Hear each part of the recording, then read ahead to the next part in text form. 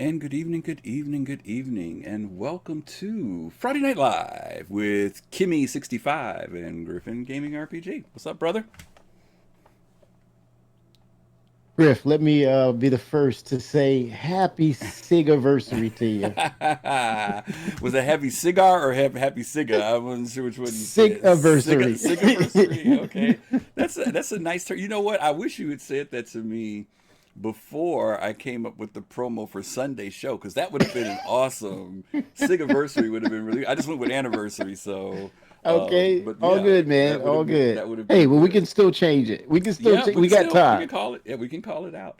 For those of you who don't know, again, I'm Griffin Gaming RPG. This is my co-host Kimmy65, and what he is smiling about and happy about, and I am too, is that this weekend we are celebrating CIG's what will be their 8th year anniversary. 8 years since the announcement of Squadron Wow. 42 and Star Citizen. Actually, it's really the anniversary of Squadron 42 because Star Okay. Citizen was like an after effect, right? I mean that Yeah. came later, right? Yes. Hmm. Yes. Yeah, That is correct, and Griff. and I think that's one of the things. I think you mentioned this in one of the previous shows about the distinction of the progress of the game, and I've jokingly said that the only people who have the right to complain about anything are the people who were those original backers, because they were told that the game was coming within a few years, Yeah. But Yeah. to that point, Chris Roberts did go back and tell them that, hey, we got a flood of money coming in, and if you guys want me to take this thing to another level, I will. Just let me Great know, point. right? And folks Great point. chimed in and said, yeah. And I can understand people who might have, been looking forward to just a single player experience. I definitely can understand that. And they have been waiting. Admittedly, they have been waiting. But at the same time, it was a community decision to take it to the next level. And so, You make he, a great point, yeah, Griff. here we are, The brother. backer goals. Yeah, yeah, here we we are. we got some blame to this too, people. Yeah, We're part of this monster too. We yeah, added to this monster. We said, oh, Chris was like, do you want planets? Yeah, planets. Make it rain. yeah. Do you want components to your ships? Yeah, make it rain.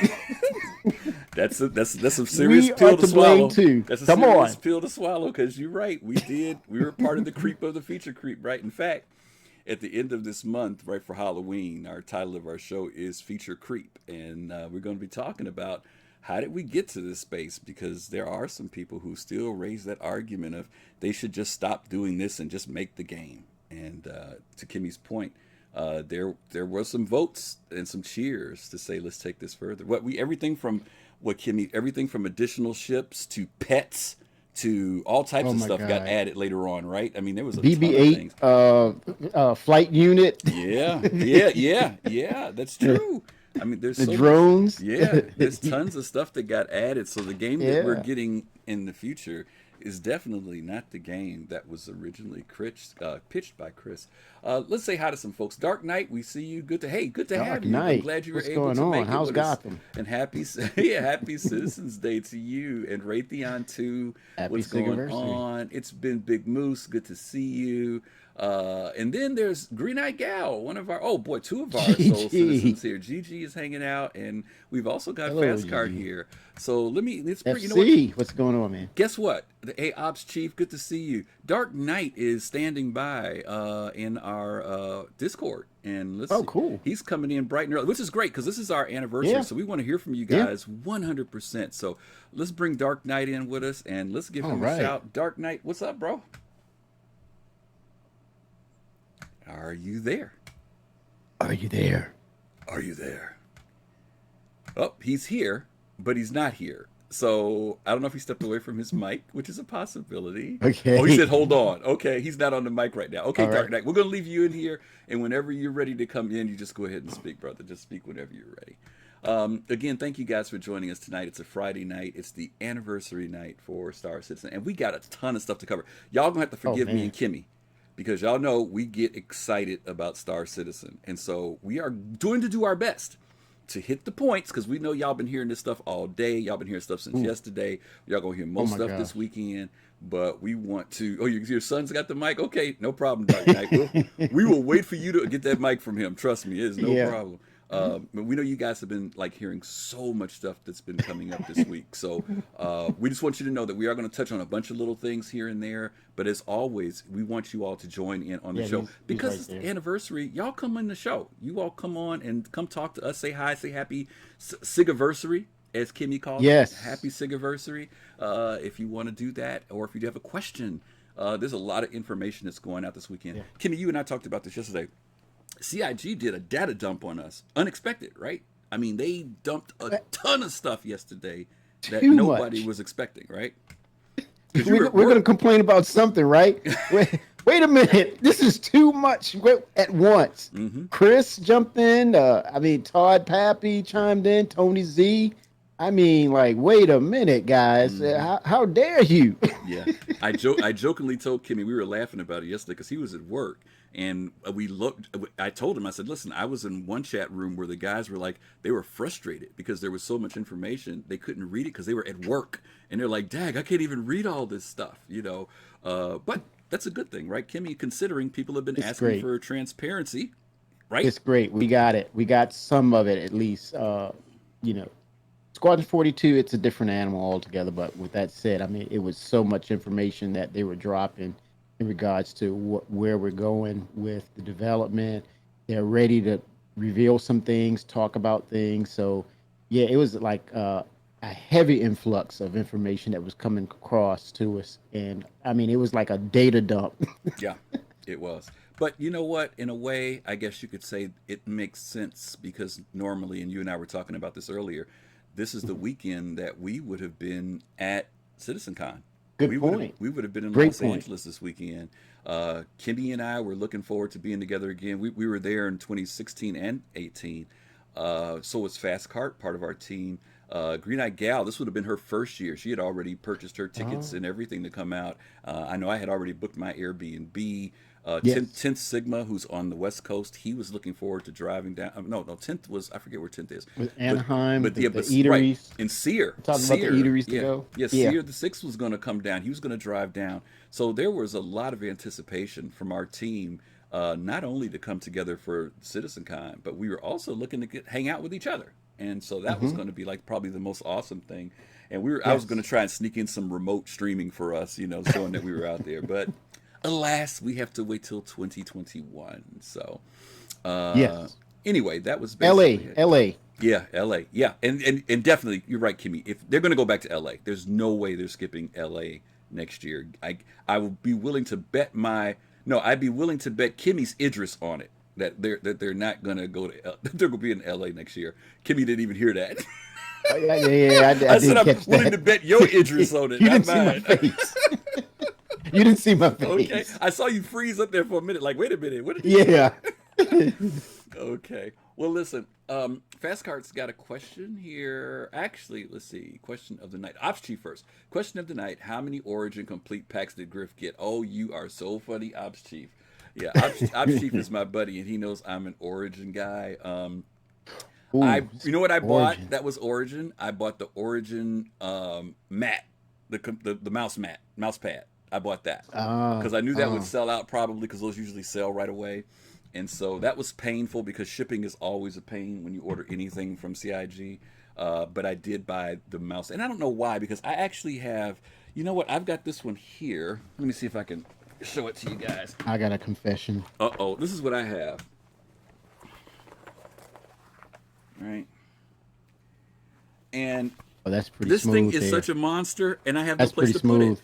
Yeah, but I can't even use it because it's such a monster, and then it's so beautiful. I don't want to use it. So when I get the Origin one, I will probably do the exact same thing. I'm going to roll it up and sit it right here. Yeah. Now, Placeholder. Kimmy, you said you got a confession. What's the Yeah, I think we definitely discussed this, Griff. I was in 311 PTU and it had some issues, of course, right? Mm-hmm. So one of the things where I was experiencing was I only had access to 3 ships, and they were that 100 series. And so I happened to go jump in one, and long story short, I ended up getting one. Oh, stop the presses. Stop the presses. But you know Man, what? I Wait a can't minute. even But joke you know about what? Origin But in you know you what? You anymore. have never really been a hater on Origin. You've been a tease, but you ain't been a hater on Teased. Origin. It Yeah, you've made been a tease. fun. I Right, but mean, it you was ain't never fun. been It a was all hater. in fun, but Yeah, you've never been a yeah, I hater. can't even. I need new material now because I'm an Origin owner. He stepped into the dark side, y'all, or should I say the light Oh my side? Maybe I should God. say the light side. I don't know. But what do you think of what do you think about the Origin? I know we're going to talk about him a little bit. You know what? Let's say that till we get to the Origin commercial because we're Yeah, going to hit the Origin commercial. that'd be great. But you're right. That was an unexpected piece that popped up. I agree with you 100%. Fast Car asked the question: is anyone else surprised as I am that they released so much as your birthday? As your birthday present. Yeah, wasn't that nice of them? Yes, Fast Cart, I'm sure that they had your loving face in mind when they were pushing the enter key and sent all that information out. They said, this is for Fast Cart. I'm sure that's what they were Yes, thinking. Oh my stars God. aligned for FC Yeah. this week. Ops Chief says, are you a Aegis guy? That's a good question. I've never I really just asked you. I just What's your favorite replied manufacturer? back, Griff, right Really? in chat Oh, to him. I Anvil. saw that Anvil. too. You're an Anvil man. Okay. That's cool. Yeah, Anvil's cool. and it wasn't like I looked at Anvil and said, "Hey, I'm Anvil," right? Mm-hmm. Because on the onset of when I first backed and knowing it was Chris Roberts' project, I immediately connected to Robert Space Industries, right? And I still have love for that Aurora LN and the Connie Annie. That's Mm-hmm. I give her that nickname, Connie Annie, Mm-hmm. and you know it was the RSI. But Mm-hmm. then Anvil kind of snuck up on me with its ships and how they function and the style and design, and I didn't realize I was really attracted to the ship. And then it's like, Mm. wait a minute, this ship is Anvil, that ship is Anvil. Wait a minute, I got too many damn Anvil ships in here that I'm liking. And so yeah, I kind of hearken to it, but I'm not a stickler to say, like people look at Drake and then you know Mm-hmm. rub thumb their nose up at it and say, "Oh, it's Drake, it's pirate." It's Mm-hmm. like no, it's just most part is Anvil, Right. Right. respectively. But yeah, those ships that have good ships, those Mm-hmm. manufacturers who have good ships, I'm going to attract to it and say if it has a purpose for me, I'm Mm-hmm. going to snag one here or there. There you go. I like that. I will say this, Kimmy. I will have to give Anvil a compliment. That F8 is the bomb. That's all I'm gonna say about that. Ooh, That ooh, F8 is, pardon the wish I expression, had one. but it literally is the bomb. That's an amazing, Yes, amazing ship. yes. Okay, so let's jump in where we can fit in, y'all, because we got a lot of stuff Oh, a to lot. cover today. One of the first things that we want to talk about. Let me get my screens together here because I'm so not together as I should be. Let's see, what are we going to first? Okay, so we talked about the fact that this is birthday weekend, and Yes. Kimmy and I, I don't. Kimmy, when did you? I always forget, so forgive me because everybody on the team has different dates. When did you actually find out about Star Citizen? Do you remember what year it was Oh when my you found out God. about It it? was it was actually a couple of months before I actually backed and I Okay. saw the pitch. And this is a aha moment for me because I saw Chris Roberts for the first time. Mm-hmm. Yeah, I played the original Wing Commander. Yes, I played the original Privateer. I Mm-hmm. played through those games and even see the further iterations of Wing Commander with Mark Hamill and the first full motion video. But when I saw him for the very first time, Mm-hmm. it was an aha moment for me because I thought that Wing Commander was done by an entity of developers, but Mm-hmm. then it was like Chris was like the main guy who did this, and I'm like, and then it hit me. He was a kid back then, Basically, and yeah. so, but when I saw him, I said, this can't be real. And then I said, well, I'm going to keep my eye on this project. And then a couple of months down the line, it's like, yeah, I better get in on this one. This is going to be good because I know of his reputation with Wing Commander and Privateer. This guy and Strike Commander, Strike Commander was groundbreaking too. Had all those games, and it was a groundbreaking gameplay, tech, story. And so I said, yeah, I got to get in with this guy because he knows his stuff. Well, So I backed in September 2013. And so prior to that, I was watching the development, and then it was too late for me to grab the Connie mm-hmm. Annie Mm-hmm. as an LTI. So I met it with someone, and this is the great thing about the community. I met this guy on a whim, and somehow was able to get me a Connie LTI, Wow. and then I was even gifted the Aurora LN LTI. Mm. And as a gift to him, I said, "Here, dude, you got a Connie too." Oh, nice. Real story. Wow, that's very cool. That is good community there. That is real Yes. good community. Shoot, I need to find more Yeah. friends like you, brother. That's all right. I like that. Well, I think I came in, I was in the middle of Eve when someone told me, hey, did you hear Chris Roberts is doing this game called Star Citizen? That was in 2012. And I Ooh. said, no, I don't know anything about it. So I ended up, I don't know if they remember them sending me a link or if I just Googled, I started looking it up. Mhm. I saw it, but it was so much in the early stage and there wasn't anything beyond, that opening cinematic, that trailer, right? Well, let's just say the trailer. And I remember saying, it looks nice, it looks pretty cool. But what caught my eye, and this was in those early days of when very few people said that this is done in engine. And that always stuck with me. Ah, That whole thing with the carrier at the beginning, I was like, in yes. engine, wow, this is pretty interesting. But Could then be. I was 6 years into Eve at that point, so I was still pretty vested in that. And I think it was about I tried to keep following it. I missed the like you. I wasn't around in the October original kickoff in 2012, but sometime in 2013, maybe about mid-year or spring of that year, I started paying attention a little bit more. What I do remember is that when I came in, and this is always hard for me to pinpoint, and maybe some of you guys who are watching can kind of help refresh my memory. I came in around the time when the hangar module first came out, like literally when it first came out. When you used to come in, you'd be by the elevators and you'd have to walk through this little hallway into this small hangar. Your helmet was on a stand. It flipped, if you remember that. Yes. The It helmet was flip. around. That was when I came in. It was, and I don't know if that was Oh zero my God. point zero point 0.8 or point zero 0.08 or so. I can't remember what that was. But that was where I came in at, and I want to say it was within a month or two of that I bought the Penguin, right, the Avenger. Ah, That was my nice. entry. It reminded me of the space shuttle. The Aurora Yes. didn't grab me at the time. It just kind of was such a different design. When you think about a spaceship, right? That was And privateer for me. oh yeah, yeah. Privateer. Oh God, I forgot about Privateer. But anyway, to make a long story short, that was my entry into this whole crazy Star Citizen Squadron 42 world. So, Nice. well, anyway, as to Kimmy's point again, happy SIG-iversary, SIG 8 years.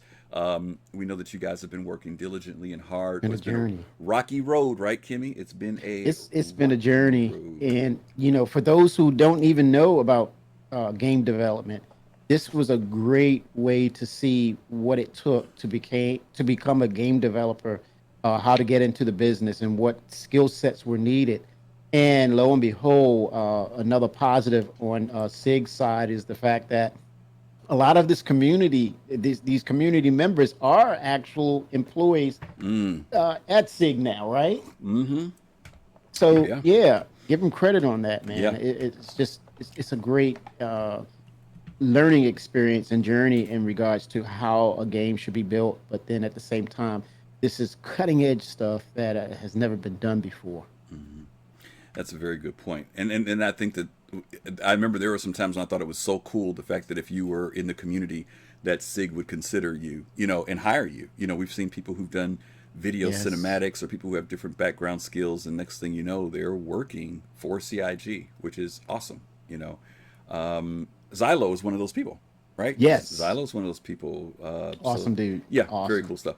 Fastcar's got another question, and we're going to jump in here. It says, question, if you CCU a ship to a 100 series, can you add 100 series upgrades to it after the like of the 300 series? No, unfortunately, I don't think you can. They No. haven't, and it is kind of interesting that they didn't, and I'm kind of interested in this, Kimmy. Well, you know what? Let's talk about that when we get to the 100 series because Fast Car's Okay. speeding us Yeah. up, and he's co-producing from the back seat over there, making me talk Okay. about stuff I don't want Awesome. to talk about yet. Okay, the first things first. For those of you guys who know, right now we are up for the UEE election. Kimmy, could you give a real brief thing about the election? Why this is Holy important? smokes.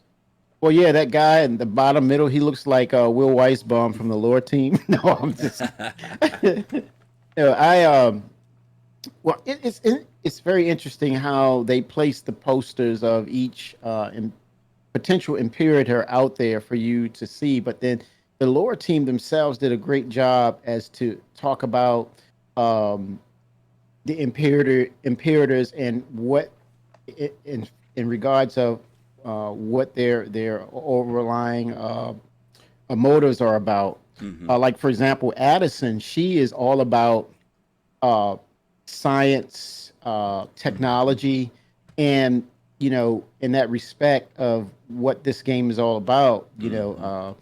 It's about moving ahead and like the crown jewel, which is Terra. It's the centerpiece of technology, progress, prosperity, and Right. so it kind of fits in that lore of it. But a lot of these guys, I didn't really go through a lot in regards to all of them, Mm-hmm. but I've read or listened to a lot of the lore in regards to. I even streamed some of it where they Mm-hmm. were talking about um, where their loyalties would exist Mm-hmm. in regards to being imperator and why you should choose them. But it's very in depth, right? Right. Right. In regards to you have some who are sympathists to aliens and they embrace alien cultures and they Mm-hmm. want to integrate with alien cultures and want them to be a part of our society. And then you have people who, like the centralists, are strictly are focused on UEE and Mm-hmm. humankind and their interests. So they have distinct guidelines on why they should be imperators or be the head of the UEE. And yeah, each one is very distinct. And we actually have a say so for all the people who back. You got to back first, and then you Mm-hmm. get to vote. Absolutely. Oh, And I thought this is really compelling in the regards to this is not just a game. I mean, mm-hmm. it's an experience, Mm-hmm. and and of course, as you said, Griff, a lot of times that CR has a lot of things as far as it's not just putting it out there. There's a lot of details that sit behind this. Mm-hmm. So whatever imperator is actually voted or chosen to Mm-hmm. be our leader going forward, those influences will be felt across the persistent universe. That's a good And whether point. or not you are backing or not backing this imperator, you're going to feel the effects of it. Mm-hmm. And so it's gonna to me, I think it's going to really create some gameplay behind it, whether it's assassination attempts or acting out and Mm-hmm. against that imperator to show you don't want to be a part of it because Messer kind of Messer was the guy who enabled all this. He turned into a dictator, and this is the result. Mm-hmm. The UEE wanted, or Earth or mankind wanted to not be a part of that kind of dictatorship anymore. Mm-hmm. And so now it's similar to a democracy. You can choose your leader, And and it's it's more of transparency as opposed to just this one ruler setting things down as far as what is supposed to be done as far as empire. and to your point, I think that's the thing that's really important that Chris has said, and this actually came up in the AMA today. We'll talk about the AMA in a little bit. But the question was this election just something to do? Is it just Oh all no. fluff, or will it be impactful in the game? And this was a really interesting question. They said to the writers, this was to Will and them, will you be faithful to whatever the community votes on? And they were like, absolutely yes. And this makes perfect sense, guys. We used to have elections in Eve too. It was a whole different way they did elections Oh in there.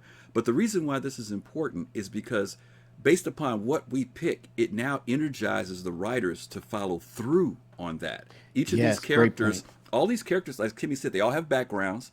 They all have their own political affiliation. Once we say this is who we want, and this is then this tells the writers what direction to start writing the rest of the lore, to start connecting things in the universe. Always think about the Amazing. universe as being a big sandbox that they can play in. So it's not like as if the end of Star Citizen is already all scripted out. They're keeping it wide open and allowing us to have a bit of say into what goes in it. And like Kimmy's point was, we want to encourage you guys. We're not going to go into all the background on all five of these people who are running. But it's very interesting. They're very brief stories. So if you go to the RSI website And if you click on it, they actually give you the background for each one of these people, tell you what they believe in, what they like, who likes them, whatever, their political background, whether they're universalists, whatever, centralists. And then you guys, this weekend, this is the time they're going to be asking for us to vote. So I would say, yes, participate in this. And Scuba Steve says, Kimmy, you're in the running too. He's throwing you in the pot for the vote here. So Scuba be my running mate. He'll be my VP.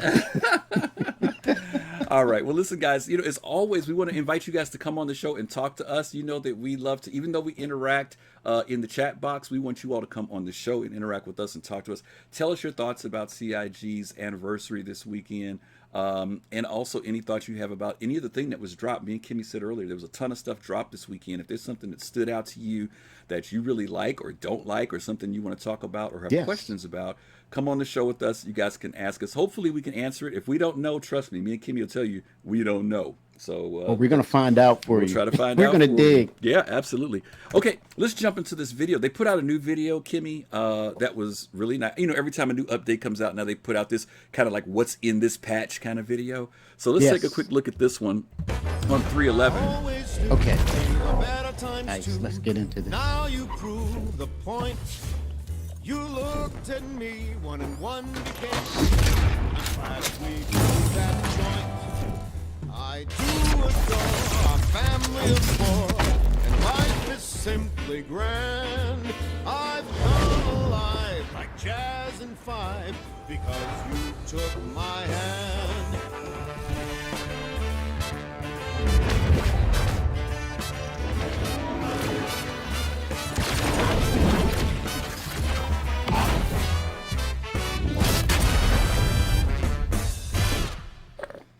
Ouch. There's a lot of stuff there. Was that Frank Sinatra? And you know what? I love when they do that. And you know what?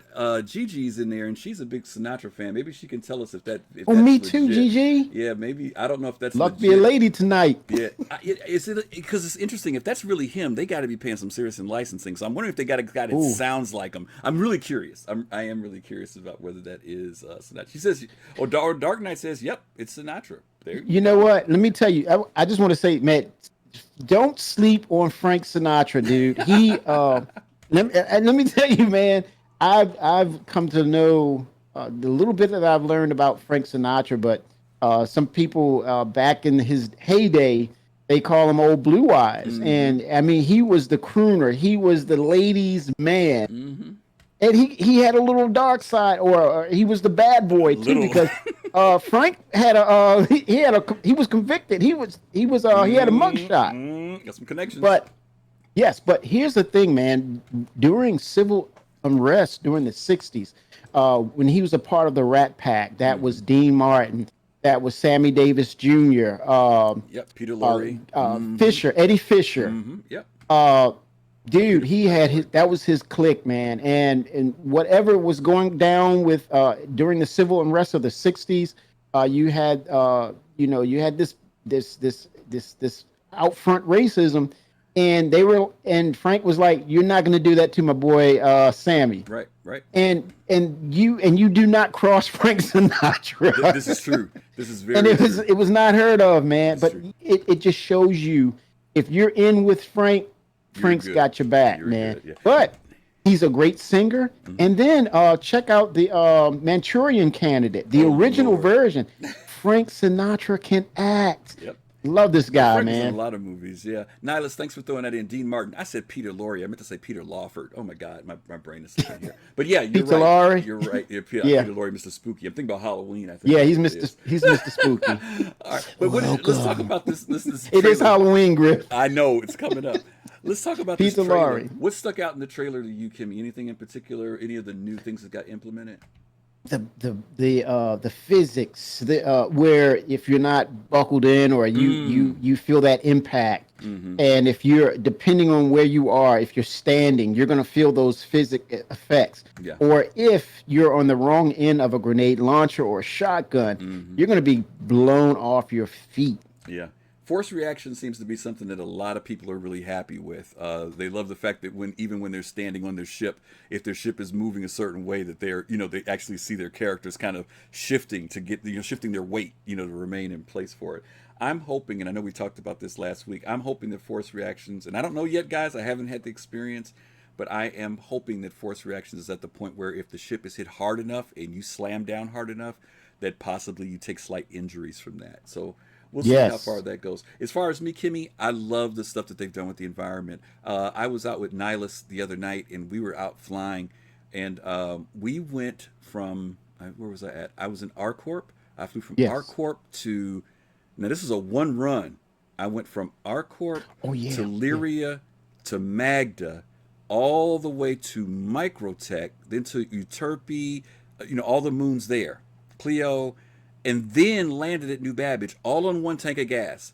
Plus, that was a 59 million mile kilometer. See, we weren't supposed to talk about 100 series yet. Right? No. I'm just telling you that was the trip I made. Now, the reason I'm telling you about the trip is because the reason why I did it was because I wanted to visit all those moons to see what they looked like. That's awesome. And I remember Nihilus that. and I went down and landed, and we were like, oh my God, everything was so beautiful. The new mountain ranges that were on Lyria were amazing. Guys, it's no more flat land. They have done such a great job with this, bringing up this V4 tech. And people, we talked about this before, people raise that question of, well, will Star Citizen look old by the time it comes out? But they're constantly always updating. And I know a lot of people may feel like, well, why are they wasting time doing that? Because it is necessary to keep the game cutting edge, no matter where we are in the development process. So those were the things that I liked. The graphics I thought was just simply amazing. And of course, there's a ton of other stuff in this video. And Kimmy just said it, and that was the 100 series. So why don't we jump to that? Because that's going to be the next thing that we can look at real quick. Cool. And to your point, Griff, it's not only necessary, but it's possible because of the tech. It has advanced. They can put things in so fast now. Yep. Or you're known for your speed and tenacity. You always deliver. Perhaps you're a peacemaker, taming a wild galaxy. Whatever calls to you, choose your lifestyle. With the 100 series from Origin.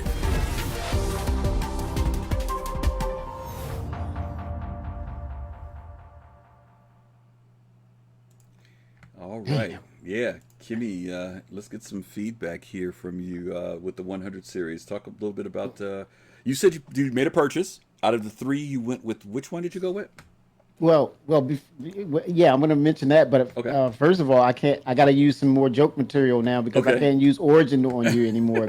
So, with that said, when I looked at it and I said, what makes sense for me, and the fact that when it all comes down to it, when you're in these smaller ships, and you alluded to this, Griff, that you're not really noticed as much.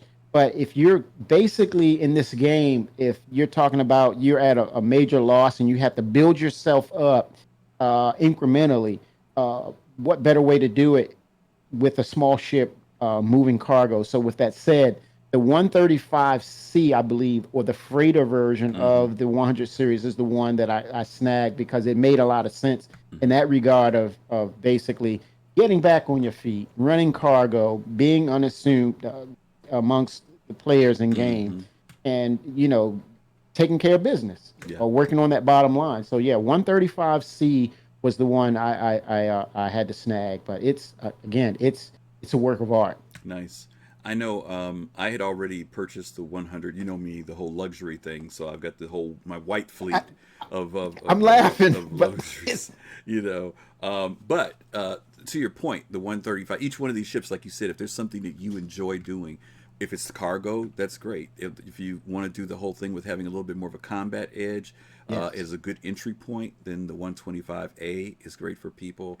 The touring. I look at that commercial and I see the ship sitting in that circular area with the palm trees, and a big grin just comes to my face, right? Because I'm just thinking about how I'm going to be cruising around. That's the thing that I like about a ship like this. If I'm coming to meet you, you wouldn't be surprised to see me, roll up in this. Now we may get in something else to go do what we're going to do, but when I'm coming to catch up with you, or you say, Griff, meet me over here at this particular restaurant or bar, Yes. I probably would roll up in something like this. Very, like you said, unassuming, doesn't draw a lot of attention. One of the things that I think you pointed this out about the ship, the compactness of it, where the components are on the interior, then you said that they have that vulnerability point on the outside, though, where the quantum drive is. Yes, that's a target. You said that for people who are really skilled, that would be definitely, your weak point, your Achilles heel, per se, right? Yes. So yeah, they did an outstanding job with this, and I think the other thing that Kimmy and I talked about the other day is the fact that we're seeing happen with CIG, and it's not just Origin, guys.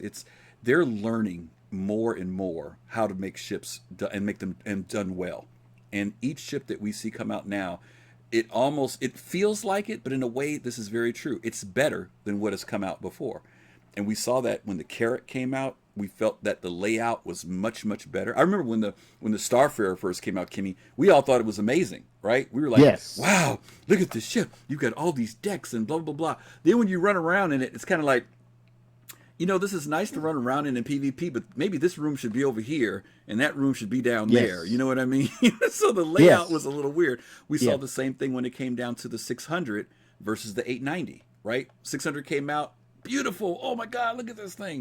Then we look at how they laid out the 890 and we're like, wait a minute. 890 makes way more sense in the way things are laid out, So they're learning and how to do, even with the ships that they put out, not just in the sense of aesthetics, but gameplay wise, and obviously efficiency and functionality is a big factor for them. Again, guys, listen, we're encouraging you guys, come on to the show with us. We don't want to talk to ourselves. We want to talk to you guys. I'll say this, Griff. I'll say this to chat. This is about not, we're got you on a fact checked or anything and all this. It's just about you coming in and expressing your passion and even expressing your concerns. So just chatting about why you play this game. We just want to hear your passion. We want that passion to be heard. It's not a right or wrong thing of getting in chat to say, okay, you got to be on your best behavior. You got to show us that you know something. No judgment here, brothers, sisters. This is about just sharing that love and that passion and why. And we want to parallel that passion with you, along with you. So come on in. You're invited. Come. Yes. Let's just talk about this thing, man. This movement of this experience, that Star Citizen. Absolutely. And guys, the link is there in our center area where it says Friday Night Live. Click on that link. It'll bring you into the queue, and then we'll bring you guys in with us. Leo, I did see your message earlier. Please forgive me because I'm sorry you wrote out a nice little message and I didn't get to respond to it. You said, I'm a 3D artist and I finished my degree in animation. Ooh. This is a game that has so much potential. However, they really need to make major changes in their engine to make the game more immersive. And Leo, to your point, I'm not sure how long you've been following Star Citizen, but they are doing that, just so you know, and they have done it. There's a constant iteration and building on that engine. They started out with CryEngine as a base versus trying to start from raw, absolutely nothing. CryEngine had a lot of limitations to it, and they were very much aware of those limitations of things that it could not do. But they also knew that they could develop it beyond what it was, and it has now become the software that is used called Lumberyard. Well, Lumberyard is a variation of that engine. So CIG did their variation of it, then they partnered with Amazon and then built another bigger variation of it. And it's running on the Amazon servers now. And so there is a constant building of that engine. And keep this in mind. And just, I'm not sure how far you may know this already, so please forgive me if I'm beating a dead horse. But because so much of the technology that they're doing is new, there's so much stuff that has not been done in gaming. It's somewhat hard to project how far down the road you're going to need until you get there. And that is the frustration with the evolving tech in this game. I think as gamers, we're used to stuff being done, engines being done. And so when you start talking about innovating, right, you start talking about doing something entirely different. It's a tough thing to kind of envision. So be patient. Nothing wrong with the criticism, because everybody wants that immersion. Everybody wants to see the game get developed in a better way. Positive criticism like that is always a good thing. But the immersion will come even more. Now, I'll tell you this. This is where I will differ with you, Leo. There are times when I've been in the game and I get lost in it. when I'm out there by myself Yes. doing something, Relaxing. it's crazy. Oh my God, Disco Lando is rating us with Oh, 128. Disco. Oh, 7 Disco. Thank you How are you, so sir? much. Thank you, Disco. Oh, I feel Friday so night. bad because I troll him so bad when he gets online, and scared now Oh because my he may God. just give me a hard time. Yeah. Hey, Coffee. Good to see you again. Buster. Coffee Oh, 07. God. Buster. Hey, we're going to be having Buster on the show in a few weeks, guys. So make sure you all Buster. check out Buster the Destroyer.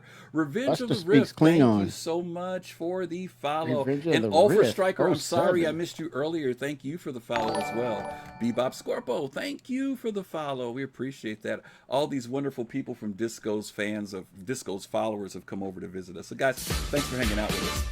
Oh, Thanks for the sub, Night. Oh, Night. Thank you Clerk. for that. We appreciate Night it. Clerk 07. That's great. Thanks, guys, so much for the follows. Pyro, thank you for the follow as well. Citizen Calvin Dexter, thank 07. you. Yep. So, guys, welcome to Friday Night Live. Friday Night Live is an interactive talk show where we invite you, the Star Citizen community, Citizen Dexter to 07. come in and join us and talk to us. There's a link on our page that you can click on that says Friday Night Live. It'll put you in the queue. If you've got some thoughts, questions, Digital we're 07. celebrating the 8th year. What do we call it, Kimmy? The Sigiversary? Happy Sigiversary. Sigiversary. So Adder 786. we would love to have you guys come on the show and talk with us. 07. Jay Calvin, I see you. Good to see you back. Thank you for coming tonight. So anyway, guys, we were just talking about the 100 series. That's why you guys see that on the screen right now. We've just been talking about what we think about the 100. Yeah. Let me ask you, here's a controversial thing, Kimmy. They did a price increase, right? For some folks, it's When? controversial. Yeah, when did they do that, huh? There was a $5 price increase on both the Avenger and Lorcan. Thank you for the follow. And ADR 76786. Lorcan Sinan, Thank you. 07. Herb Digital. Thank you for the follow. They raised the price on the Avenger Titan, and they Okay. raised the price on the 300i, right? And Okay. in a way, it was done in such a way so that the 100 series had a place to fit somewhere between the RSI, the Mustang, you know what I mean, the Auroras, Yes. Auroras. and then Yeah. the Titan. Even though the Titan's never been a starter ship, it is the ship that most people will recommend to people. They'll say, hey, if you want to pay a couple more bucks, Titan's a good way to start. And so that one got pushed up. Do you think that the similarities between the 100 and the 300 are distinct? Or do you think that they're so close that you would say, I'm not going to buy a 100, I'll just buy a 300? What do you think about that? I would first. I mean, when I first compare it from seeing it as it was deployed with the 300 series into now what the 100 series is, what it's about. The 300 series, to me, in my mind, it's more robust of a ship. Okay. It has more substance in the sense that it's distinct in its purposes, and so there's some value there, right? Whereas the 100 is kind of where it's not quite your fighter type ship. It's not quite your speed demon ship. It's one of those, I need to get around, I need to move some cargo and get a know of where things are in the civilized areas. Okay. Don't take that thing out in the outer realms, man. Now the 300 series, you could do that with that type of ship, right? Right, and hold right. your own, or evade trouble enough. It's that fast. Okay. 100 series is not that. It's tailored and designed just for like going to Terra, going to Stanton, going to Microtech, and you stay within that zone, right? And that's how I've always initially seen those manufacturer differences or those design differences of that manufacturer. So yeah, it's just reiterating that there's value in these 300s because it can carry its own, especially in different various environments. Not so much with the 100. Okay. So you see the 300 is kind of like that step up next to ship coming from like a Yes. 100. Okay, cool. Fast Cart's got something here. He says they may be close in cost in US in dollars, right? Is what he says. Hang on, guys. Yes. Flying by. Oh my God. Ops Chief, thank you for the 5 gifts. Oh my gosh. Thank you so 07. much for that. We appreciate Holy that. smokes, man. Oh gosh. Good journey to all. 07. Yes. Good journey. St. Thank you. Tosin. Thanks for the sub. 07 to you. Yep. Fastcard says this is going to keep going off until we get through all of Ops Chief's things. Mad Wolf, thanks for the sub, man. Thank you. All right.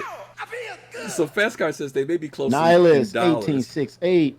but Thanks for the sub. the difference between a few thousand UEC may make more of a difference. That may be true, Fastcard. All right, I think that was all. Jay Calvin, thanks for the sub, sir. Thank you so 07. much. We appreciate that.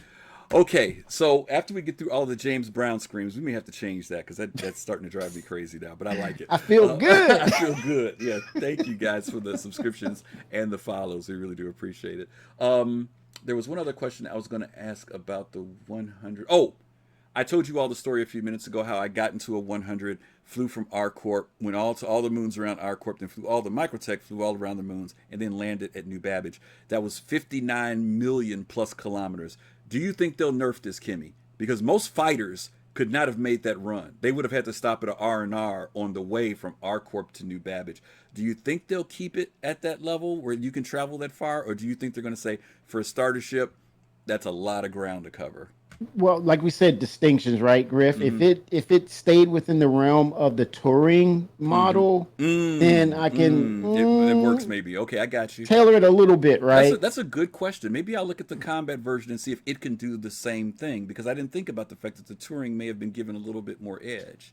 I didn't think about that. That's a and really see, good I decided on the freight because it had the cargo hold, and that was my purpose, you know. And speaking of the details of what you mentioned, getting in the ship, Griff, we talked about this too, where the new design when you open the ship, and I'm standing there, right, and I'm waiting for the script to do the animation for me, right. And I'm standing there looking and say, "What the hell is going on, man? Script me into the damn ship. I want to get in the ship. Script it." Right. And then all of a sudden the light bulb goes off, and it's like, "Wait a minute. You mean I can walk upon the steps and go into the ship?" Yes. Nice. Very, very nice. I was like, "Classy origin, so classy." Madman Solo, thank you for the follow. We've got a guest who stepped in with us, Admiral Kusanagi, one of our old friends. Oh, Admiral. He's been here in a couple weeks, Hey, but it's man. good to see him back. Admiral, how are you?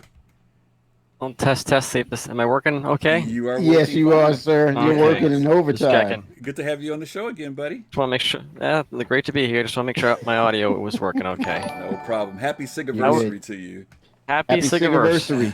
Might. Mo 74 Yes, thank 07. Thanks. Thanks for the follow. Go ahead, Admiral. Give Let us me what ask you're you- thinking.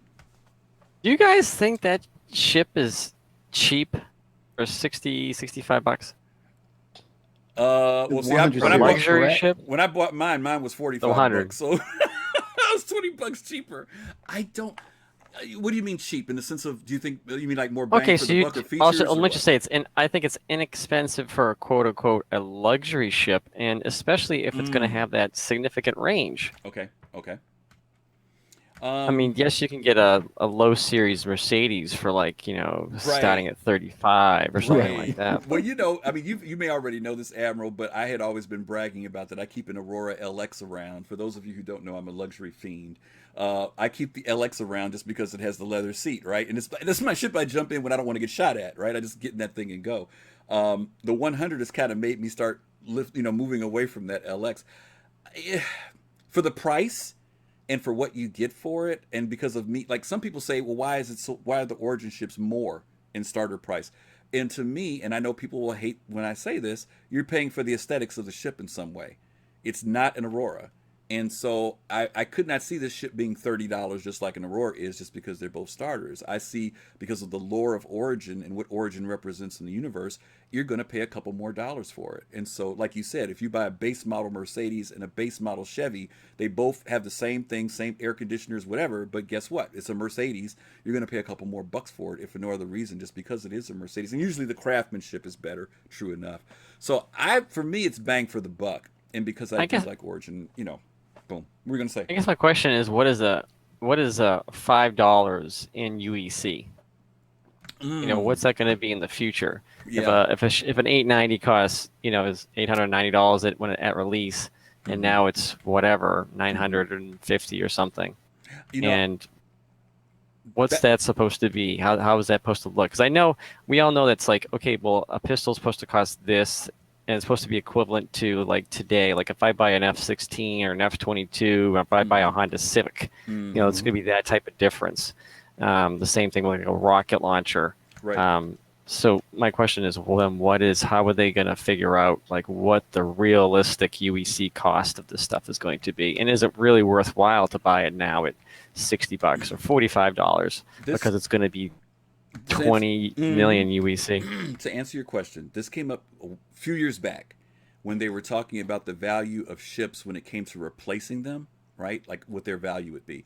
And I remember Chris used, it was either Chris or Todd, used an analogy of military ships, like an aircraft carrier, you know, how many billions of dollars it would cost. Yep. And they talked about how that type of gap, that difference would be eventually how they would move into with these ships. I don't personally think that the numbers we see right now when we go to the terminals are anywhere near the final numbers for ships. Not definitive. Right. No. And again, this is why when it comes to purchasing anything in Star Citizen, guys, and I know it's so hard to resist. It is so hard to resist the glossy commercials, the slick marketing, all that other stuff.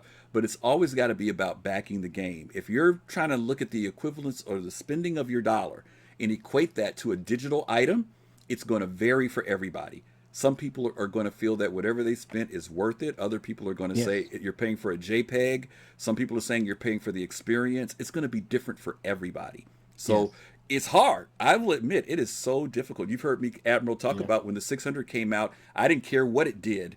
I honestly didn't. It could have been empty on the inside. I was buying the ship because I thought it was a beautiful ship. It's the only ship I did that with, though. All the other ships, to me, they had to have some purpose in game, and I had to see myself being able to use them. So, but even I was susceptible. When I saw it, I was like, I don't care what that ship does. I remember the commercial. They never showed the interior of it. They just showed it flying in space, and I said, okay, here you go. And that was how I spent my money. I don't recommend you do that, guys. I don't. I really don't. But Well, that's why I'm waiting for the Odin. oh, I'm gonna get the Odin. I'm gonna be like, and Oh, home. you Just dropped park it that someplace. bomb. You dropped that bomb. Oh my Up god. until now, Admiral was talking common sense. So it was like, okay. But everybody's got that With ship that that they said, want. it's one of these things that some of us in this verse repping your manufacturer is a real thing. It's a real thing. Yeah. And it's not about the cost. It's about, hey, that's my manufacturer, that's my ship. And on the back end, on the side of SIG, they're looking at, well, thank you for supporting and backing the development of the game because we can use those funds. But it's a real thing when we're talking about this insanity of adhering to a certain manufacturer. Dollars and cents, all that goes out the window. Yeah. In that's that very sense. true. No, I get that. I'm not like heads over heels of a one manufacturer. Like one would be like I don't see why one person can't buy a Mercedes and buy and then Right. go out and buy an Audi if they have the funds to do so, or a Porsche or whatever. So yeah, like I'm interested. I have like a Drake Dragonfly, and I have a Carrack, and I have a couple Aegis things. So if I think it's a beautiful ship and it's gonna have a good functionality in the game, then it goes on my list to like, okay, do I really need this, and how is it gonna fit my gameplay? Yeah, that's a good point. And also something, Admiral, what you were just saying. I was thinking about the 85X. It's a ship that you don't hear people mention very much. Yeah. The I have it. 85X, yep, it's supposed to come with the 890, right? And if you remember on the 890 commercial, that was the ship that they highlighted, and all the people were doing with it was having a joyride. That was it. You know what I'm saying? And some people are like, "What's this ship good for?" Blah blah blah. You know what it's good for? A joyride. That's it. And it, Wait a also, minute. it's supposed to You're be telling part me of it racing comes with the too. 890? Yeah, that was one of the. You're telling me it ships that was comes supposed with to an come- 890? It was supposed to come with the 890. Yeah, Oh originally. no, you said it said I it think it comes still with does. an I've got 890 one. because I only bought the 85X. Oh, I'm sorry. I'm so They're sorry. companions Let me together. reverse. I Let mean, me if you buy the reverse. 890, If you then buy the 890, I got a you good get- deal then. snub shit. No, I got a good deal. You're telling me all I pay is the 85. I get 890 for free. Yeah, right. No. He's cracking me up laughing here. Okay, Ops Chief says, big question. How many can you fit into a larger ship? I know that the 100 fits in the 890, Ops Chief. Somebody told me that they think they could squeeze it into the Carrack. I don't know about that. That seems like a push. Does anybody out there know? I'm sure there's somebody out there who has tried. So if you guys have tried, please let us know whether or not there is a fit there. It seems like it would be too much though, because it's a pretty long ship. I can't see it fitting into that.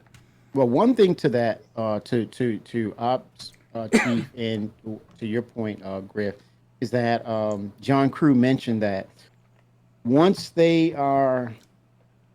actually get iCache into game, that's going to be the next thing that they're going to tackle, of actually being able to place your smaller ships inside these larger ships. So there's going to be at some point where there's a definitive foundation of what fits into what when it comes out. Again, he said it's got to be iCache in for them to actually do this tech where you can, for example, for me, right? I'm gonna go back and get my Cutlass Black and then spawn in that Rock Gray Cat in it, and then go out and go mining. And so that way, when I go to mining, I have the option to protect myself, as opposed to just going in a missed prospector and getting my cargo, and then on my way to turn in those minerals for funds, I get shot down and I can't really protect myself. But you can try that with me and my Cutlass, and I'm going to fight back. Yeah, I'm sure you would. Okay. All right, well, we're going to move past the 100 series, guys. If you guys know, the 100 series is on sale right now. They've got it back in packages where you can buy all 3 of the ships if you like them. But again, if you're doing it, do it because you're supporting the game. I want to remind you guys again, you're welcome to come into the chat and join and talk with us, as Admiral Kusanagi did. He always gives great observations Thank you, Admiral. along with us, and we always appreciate his support when he comes in with us. I want to talk a little bit about today's AMA. We're going to touch on that a little bit. Did you get to read it, Admiral? The AMA Ask today? me anything. Not yet. Negative. I have not yet got to look at. No problem. Garth the Hand, thank you for the follow. 07, Garth the Hand. Just real quick, for those of you who didn't get a chance to look at the AMA on Spectrum, today there was a Q&A that was done. I was hoping it was going to be live, but it stayed on Spectrum, which is okay. Yes. But it included Chris Roberts, Todd Pappy, and Tony Zurovic. They opened up about maybe a half hour before the time that it was supposed to start, so people could start putting questions in. And then through the afternoon, as the questions started to move up the ladder, they started answering them. And so Kimmy and I are going to amplify just 2 of the questions. There's 17 that they answered. And they answered them, most of them in some decent detail. Some of them were pretty short answers, and that's just because they couldn't talk very much about them. But they did try to answer quite a few of them. So Kimmy, why don't you go ahead and talk a little bit about there were 2 that you said that stood out for you. One of them being iCache, or is it iCache you said? iCache was one, but also there was the one about the Persistent Universe itself, about the systems. So I can, because I have the systems already dialed up, I'm going to jump on that one, and then I can go iCache. But the gentleman by the name of Ash, he pretty much said there are currently 95 systems, 324 planets, 74 moons, 50 space stations, and 76 asteroid formations in lore.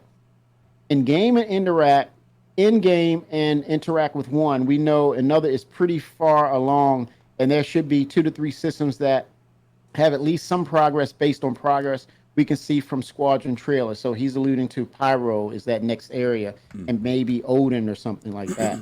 But he's saying, we have heard that tools can be developed to speed up the process, and you can look at the lore and see some systems are significantly easier to develop than the others. Gurzel is just an asteroid field. Tanga is 3 hot planets and no landing zone, etc. That all said, it's still hundreds of planets, moons, asteroid belts, and hero zones that you have to go. Even working at pumping out 10 systems a year, it'd take you 9 years from tomorrow to get that all out. So without commenting on tools, what realistically is your plan here? Are you going to develop a large number of systems in tandem by blocking out the simple ones en masse? Or are we going to have more dedicated teams working on systems to try and make them faster?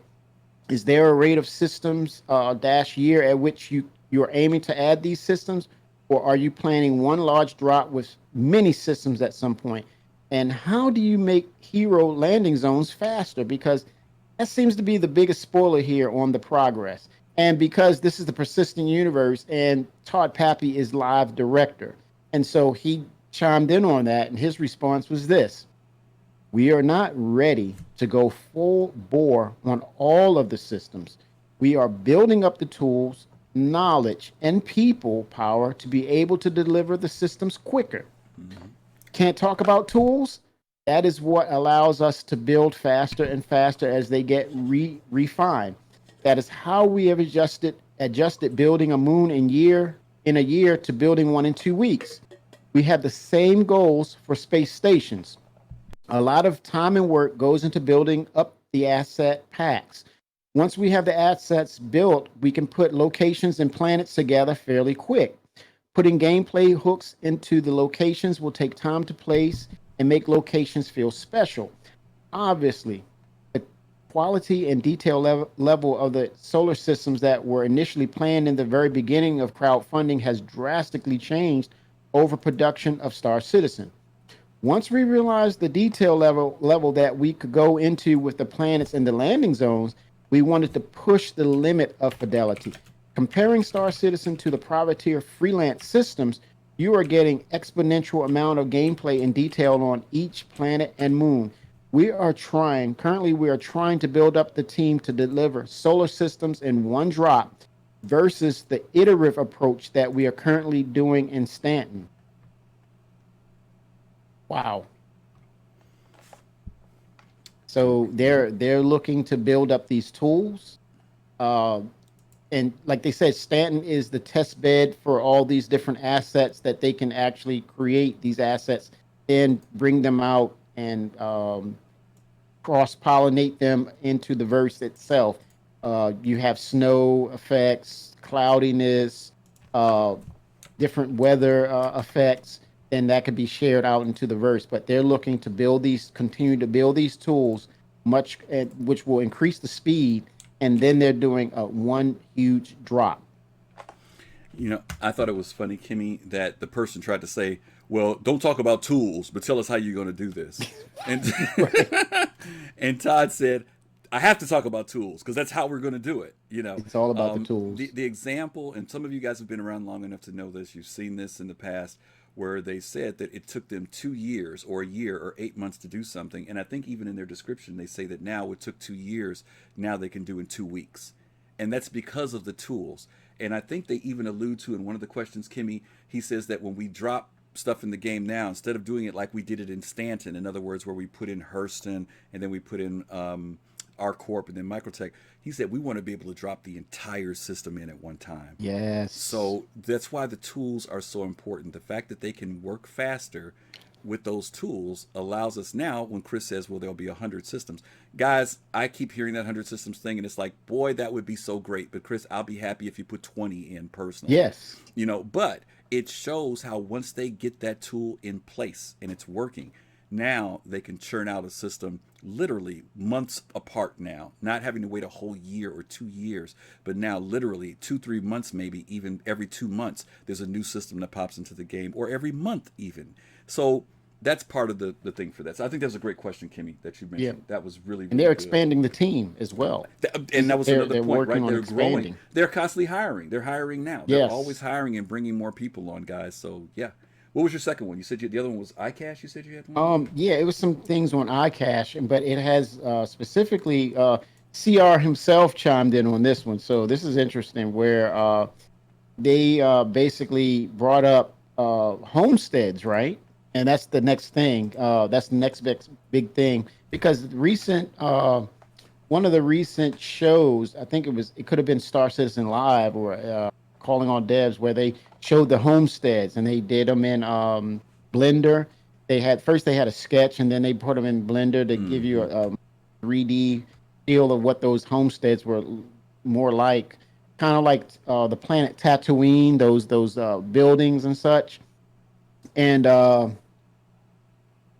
so Jenin Tannic said, and Chris jumped on this one, but this is a long one, but I'm going to see if I can truncate it a little bit, but keep it on point. But he basically said, can you elaborate on the current thinking on how base building is supposed to work? I have a couple of specific concerns and would appreciate it if you could address them. One, a Pioneer requires a 6-acre, presumably flat and free of major obstructions, landing area to set down to do her job. With the planets we've seen, while they're vast, the spots that meet this requirement are few and far between. Two, she also needs to sit on the location where she is to build a base, and with her size, this severely limits the density and arrangements of HABs that you can put in a single area. This will make it difficult for an org to build together on a land claim or an individual to have multiple HABs on the same land claim. If you don't mind a suggestion, a parasite craft that hangars in the assembly area of the Pioneer designed to transport modules from the Pioneer to the building site and install them would solve these. The Pioneer could land in proximity to the building site without needing to be on the building site. And every Pioneer needs a mule. I bought the Pioneer within 10 minutes of its release. I'm a builder. That's what I enjoy in games. So I was hooked immediately. Thank you very much for your time and consideration, Jen and Tanit. So CR, I got this one. So CR jumps in and said, we have some pretty exciting plans on the base building / player settlement front. One of the fallouts of iCache, which we've been working on for full persistence of state and location of all dynamic objects in the universe of Star Citizen, is that recording and restoring a building you've just constructed is really no different to remembering where you dropped your coffee cup on the same distant planet or which shelf you placed it on in your HAB. Basically, iCache will enable us to allow all of you to settle the stars! Exclamation point. When we first came up with this concept of player-built outposts and land claims, iCache hadn't been technically designed. But now we have a system that will have a much higher degree of fidelity in remembering where each building or component is and what state it is in. So rather than just dropping down a singular outpost, you'll be able to place down various structures and connect them to things like power generators, turrets, resource collectors, hydroponic domes, and so on. In a parallel with this, we've been working on tools to build settlements or homestead, both for our artist designs, more of a real-time strategy, godlike view, and players a first-person view. With this, we've been rethinking how the Pioneer will work to make her more flexible rather than just spitting out a prefabricated outpost. We want her to be more of a mobile fabrication facility that will be near your building site. With a Pioneer, you'll be able to build these structures without having to ship in the component parts as long as you have a supply of raw materials. You don't need a Pioneer to build a homestead, but if you want to build a decent settlement, or you want to build something relatively quickly as opposed to having to fly in prefab components from major landing zones, you will have to have a Pioneer or have a friend or someone that is willing to lend their services to you. We're very excited about the gameplay that all of this will provide and can't wait to see what kind of player settlements sprout up over the huge amount of land area the game has. We will need iCache in and working well before we will see this in the game. So expect to see some updates on this later next year. Good stuff. Good stuff. I was definitely intrigued with this whole thing about the Pioneer because they're kind of letting folks know that they haven't forgotten about it. So much value in that ship now. Yep, there's base building that CIG will do, but they are definitely setting it up so that we will be able to do some of that base building as well. There was even some conversation there talking about they didn't want the Pioneer to just be able to put out these prefab buildings, but that it could actually produce the components that you could take from there and then do building in different locations as well. So, yeah, for those Pioneer owners, like Kimmy said, get ready, because that ship's going to definitely be in demand, especially unless you got $750 to support and buy one. You'll be definitely putting out some UEC to some friends to help you out. My two questions that I had that stuck out, one of them was the one about AI and AI blades. They asked about, AI blades and what would they be doing. And some of the examples they gave was just really straightforward stuff. They said that they've already started working on them. They've got them where the AI can pilot ships. What they want to be able to do now is set it up so that you as a captain or owner of a ship can give commands to them. So whatever that command is that you want them to do and follow through on. So they called it the glue. That's what's needed now, so that when you do hire an NPC, I'm meant to say NPCs. I'm sorry, guys. I said AI blades because AI blades is my second one. NPCs is what I meant to say, guys. Okay. That now you can be able to tell an NPC what it is you want them to do, and they will follow through on that. So they're working on that. Excuse me one second. I'm trying to put this link into the chat for you guys for what we're reading from. Let's see. Okay, there's the link for those of you who haven't seen the AMA. Like I said, there are 17 questions there that were raised. They issued also a piece out on AI blades because people asked what would AI be able to do. And they wrote an extensive list regarding that of all the things that AI will be able to do. So let me find it real quick here. I just had While you're looking, Griff. Yeah, go ahead.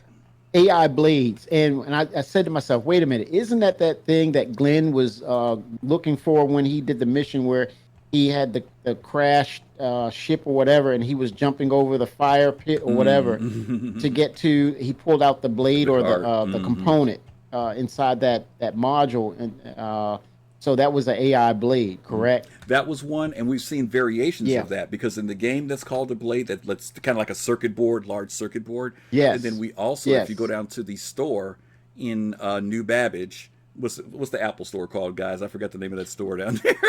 But if you go down there, right, they've got a larger version of it that looks like maybe something that would be used to pilot a ship. It's a different size blade.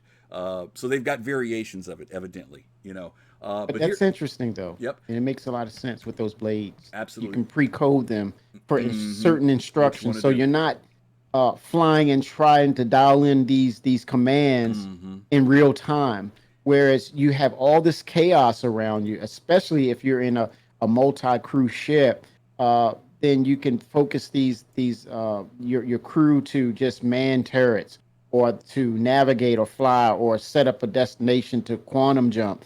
You're not so focused on, okay, we're taking shots or we need to use countermeasures. So it's pre-programmed with the AI blades to enable these functionalities. So, which is really cool. It takes a lot of heavy lifting from you to, in other words, you focus on fun.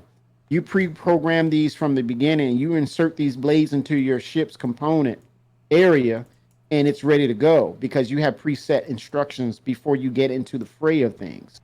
Are you saying, hold on, are you saying that you could have a defensive blade that would manage your shields and like deploy chaff and do your point defense turrets? Yes, in fact, Is that what they're trying Yes. for? Yes, missile defenses. I'm reading from Todd Pappy. You want to take this, Griff? I know PD is a thing, but I want to know if you can do it AI. Yeah, I just had it when you were talking, Kimmy, and then I hit a button that closed it, and now I can't find it again. Okay. So can you read? Just read a few of them. Don't read them because a bunch of hardware and software loaded, Admiral. But basically, Todd Pappy is saying when you were talking about missile defense system combat, it automatically fires correct countermeasures to avoid being hit by missiles. And then he takes it from the missile defense system to encryption, decryption, data running. You'll be able to data encrypt to prevent theft, and also provides the means to attempt to decrypt data. Then you have emissions controller. Combat, again, allows the pilot to set strict limits on emission production, providing additional warnings and shutting down unnecessary systems automatically. In example, being in Vandal space, doing reconnaissance missions. Hang on a second. Hang on, Kimmy. I don't want to go through all of these because there's a ton of them. Honestly, guys. It is. But Todd Pappy killed it on this. To his point, though, there are a ton of them, Admiral, that they have here. We want you guys to go to that link, take a look at them. Todd does answer everything from, like Kimmy said, from missile defense. He talks about advanced route navigation. There'll be one that does trade database for you, stellar charting. There's a variety of them. So these things you can see how everybody's only thought about blades in relation to handling turrets. But now back to what you said last week, Griff, when we talked about other providers. It was either last week or the week before. You're saying about other providers on using websites who were helping the community. Now, do you feel those would be redundant? No, because I still think that if CIG provides API or provide any type of real-time information, there will be people who will always use that data until it's become totally integrated. Now, you know that their plan is to integrate mobile, Spectrum, the game, all into one piece. So if I'm in my, not to be funny, but if I'm driving home from work and I'm sitting there and I'm looking at my mobile or something, I can actually see what's going on. I can actually see the markets in the game from my mobile device. I mean, that's ultimately the place that they want to go. Now, when it gets to that level, interject at the red light, then people aren't going to go to third parties as much anymore, But I think third-party sites that we use now will still be very relevant as long as their information is current. Because the market aspect for the economy, once quantum comes in, it's going to be vital that people know what those numbers are in a very timely way, or else it's not going to mean anything, Yes. So yeah, I think there'll still be relevance for a while. We're not there yet, but we're slowly but surely getting there. So those are the two that I had. And again, guys, the link is in chat. Please go take a look at it. If you haven't seen the AMA, it was really, really good today. Blades are helpful too if you're a single player on a ship, a medium-sized ship such as like a Connie, and you set these blades up for these algorithms and to perform in these events that may or may not occur. So you're preset and you're just focused on just piloting that ship and doing what you're supposed to do. So it helps that in case you don't want to hire low-level NPCs, or you may not have the funds to afford the higher level or premium NPCs, these blades can come in and assist to a point where you're able to carry out functions as opposed to not wanting to have those NPCs or people or squad members who may not be able to assist or help you in that particular mission. So that's really cool, though. I'll give you another reason to have blades, Kimmy, that just hit my mind, and I didn't think about it because people have always talked about having AI to do certain things on their ship. But usually people say it because they're looking at how they can do it and not have to worry about playing with other players or having to hire other players. But I'll tell you another good reason to have AI blade. What happens when you do have a ship full of players and you go somewhere and two of your players get killed? Oh, good. Excellent point. So now the guy who was doing your turret before, or the guy that was doing your navigation before, is no longer there. If you've got that blade, now you can put that in to cover for them until that person returns back to backup plan. So, and also it adheres to lore. Yes. Oh yeah, absolutely. Bringing up the lore. They don't want no androids in game. Right. Admiral, were you going to say something? I saw you light up for a second, or was that just a call? Go for it, Admiral. Well, I was just going to say that, if two of my players died, I would have to reshuffle the profit margins and everyone would get more money. Admiral, that's low down, man. Okay. All right. So, guys. But it's a fact. We want to invite you guys again to come in and join Admiral Kusanagi. Don't leave him here alone tonight on CIG's birthday. You guys are more than willing. Buster, you need to come in. Sig-anniversary, man. You need to come in with us, Buster. Yeah, Buster, you need to come in. Come on. I see you hanging out with us. Kapla, Buster. There you go. Get in here. Stop playing around. All right. Kapla. We're going to go to our next piece here. And this was a pleasant surprise. She says, okay, where and how. She's coming in. Yeah, look on our page. You'll see a thing there that says Friday Night Live. Just click on that link. It'll put you in the Discord, and then we'll bring you in. Okay, so the next thing was this Day of Vara 2950. That was something that was different. Let's take a quick look at that.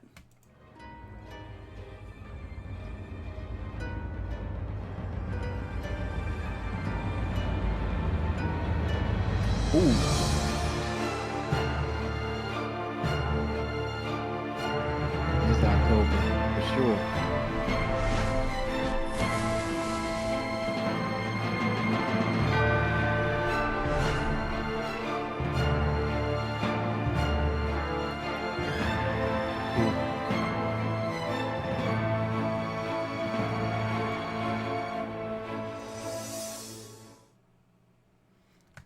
Okay, Admiral, you got any thoughts?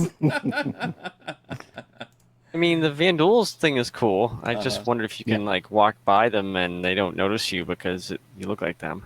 The teddy bears. I wouldn't try that, menacing. Admiral. I wouldn't try that either. It's You're a little height short. difference. Yeah, you're a little short. I don't think you want to do that. I You see that? didn't drink my milk. That was the problem, you know.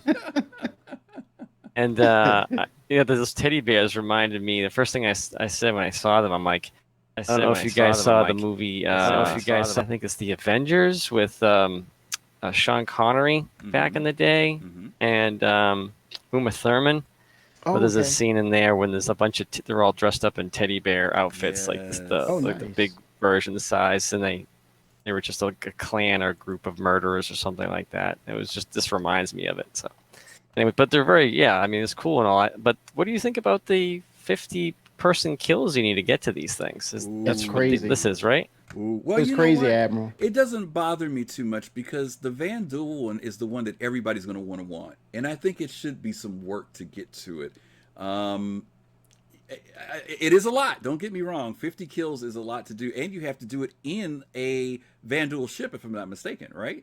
Yes. Yeah, The glaive. that's the other thing. You had to gotta be in the glaive. to do it. So, you know, everybody doesn't have. People one. were out there doing it, man. Yeah, they were out they there are. Oh, going yeah. after it. Absolutely. I mean, people are doing it, and I know a lot of people. One of the first ones that everybody did was the one going to Big Benny's. That was the one that most people Benny Hinge. jumped on real quick. Yeah, Benny Hinge rather, Big Benny's. Sorry, thank you, Kimmy. To Benny Hinge, Kimmy, which one of those masks do you like the most out of all three?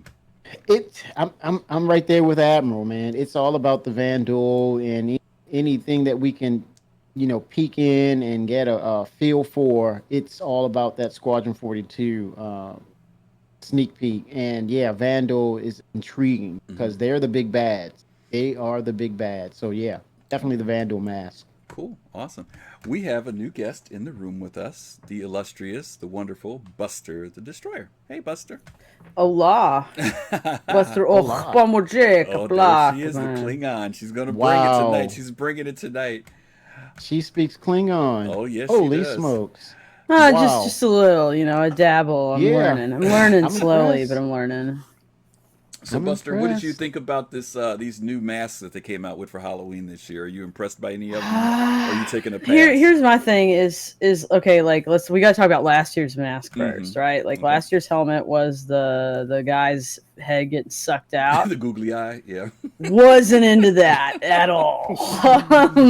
This year, what we got the Van Duel, we got the which you have to earn, and then you got the one that you got to go get at Benny Hinge, which I don't even know what that looks like yet. Like honestly, I went to Benny Hinge yesterday, and I guess every few days they kind of update, they go through and update through the accounts and award those to people who've achieved those tasks. Okay.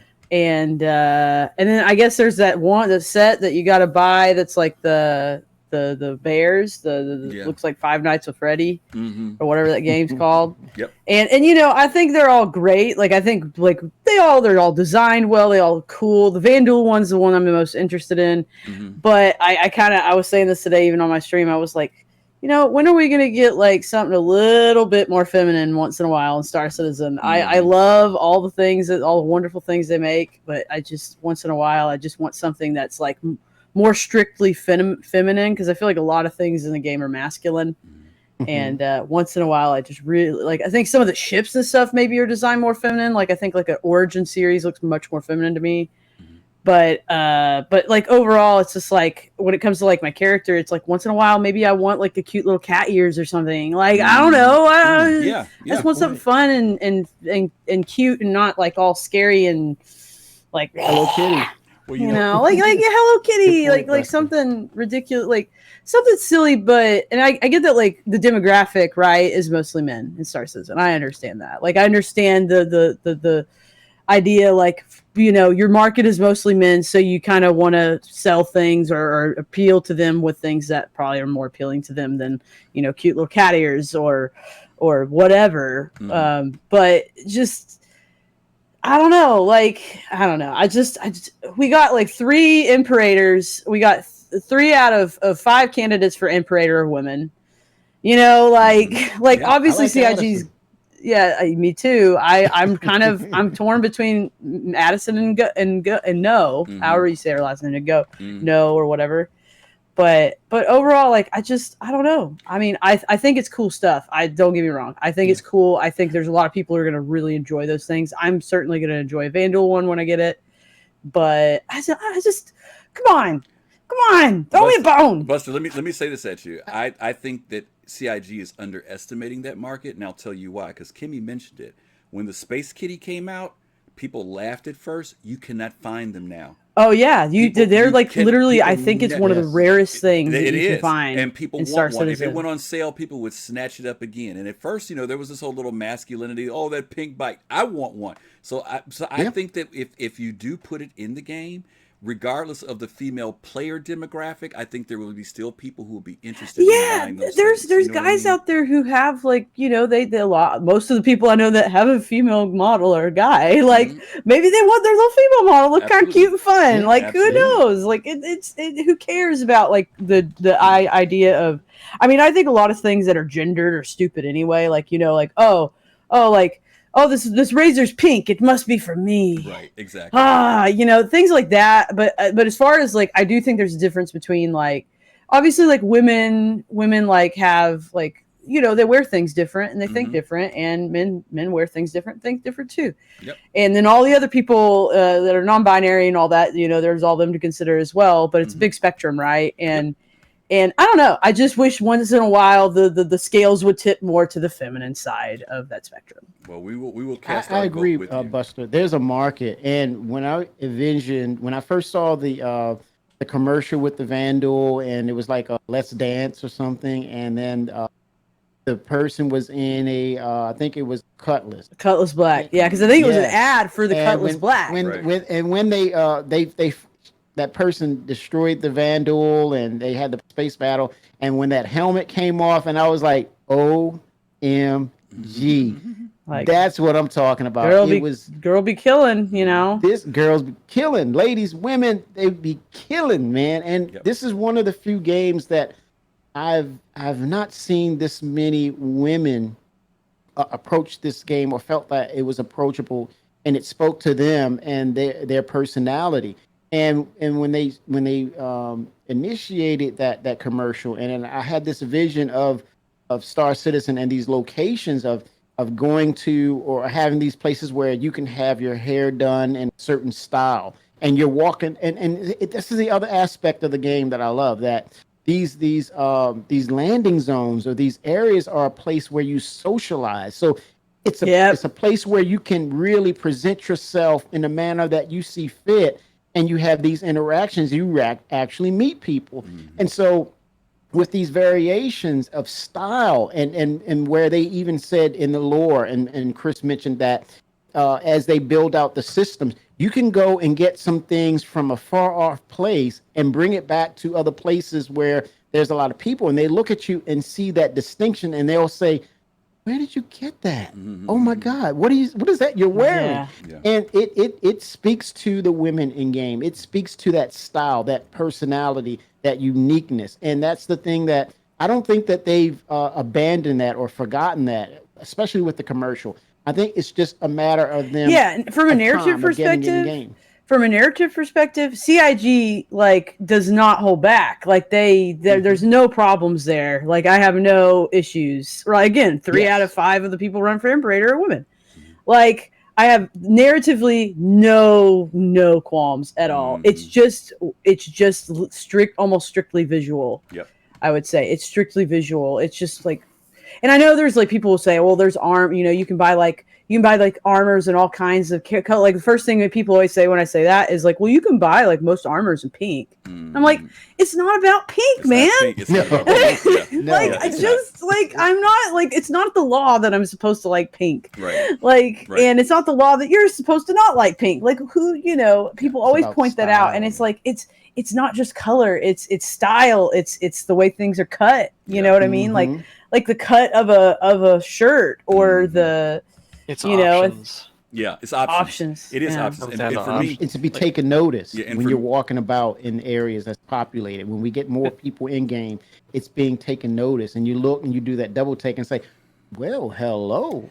Well, see, here's the thing too. I'm one of those people that I spend a lot of time. I hate to say this. I spend a lot of time putting together my avatar, and I spend a lot of time shopping in stores. I do. I'm one of those people that does that. And these guys will tell you, Buster, they'll tell you I play two characters. I have a female character and a male character. And I cannot tell you how much time I actually spend. Gigi will tell you I spend stupid amounts of money on my female character.